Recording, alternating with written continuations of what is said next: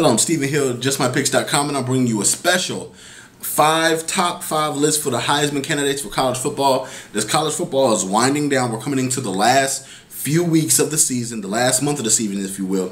And here are the top five candidates. I'm going to go down the list from the least to the most favored to get it. Coming in at number 5, let's face it, Braxton Miller of Ohio State.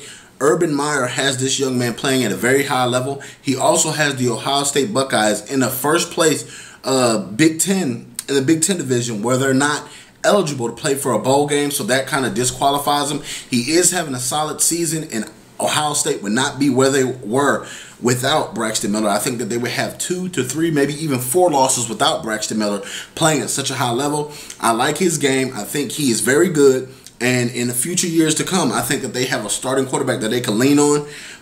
Coming in number 4, let's face it, A.J. McCarron of the Alabama Crimson Tide. He doesn't get a lot of opportunities to pass the ball a lot like other quarterbacks in the SEC or even in college football. They don't air it out a lot at Alabama, but when he does, he's very accurate. He came back versus LSU last week. We saw him make the late game heroics. We saw him do a lot of things, and he's really in tune to that new style of offense that they have at Alabama, and they're really opening the playbook for him.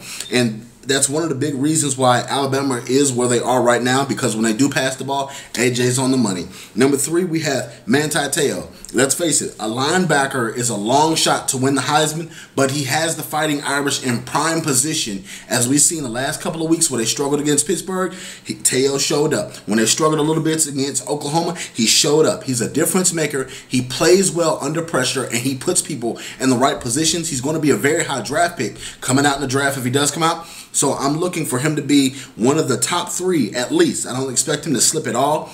Either way it goes, he's a solid linebacker for Notre Dame, and he should be very proud of his season that he's had so far. Number 2, Kenjon Varner. One of those things Varner brings to the table is he has one of the best tandems in college football with his quarterback Marcus, and then you have the tailback / wide receiver DeAnthony Thomas on his team, but he stands out ahead of those guys in a team in a Pac-10 or Pac-12, excuse me, where they get out and air the ball out almost every single play. They put the ball with those funky little run plays where they go inside and out with the halfback draw.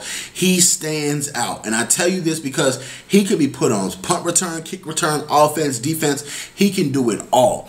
And the only reason he's not getting more love from some of the voters is because he's out there in Pac-12 country with Oregon, where a lot of their games go on, and it's a lot later, and it's like 10 o'clock, 11 o'clock at night. So you don't have the average voter sitting up watching those full entire football games. You see highlights on SportsCenter each and every week. You see him running back kicks. You see him running back passes.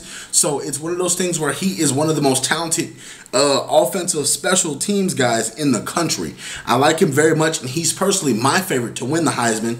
But we have to look at the number 1 candidate, Colin Klein. Let's face it, he has Kansas State at one of the highest rankings they've ever had in school history.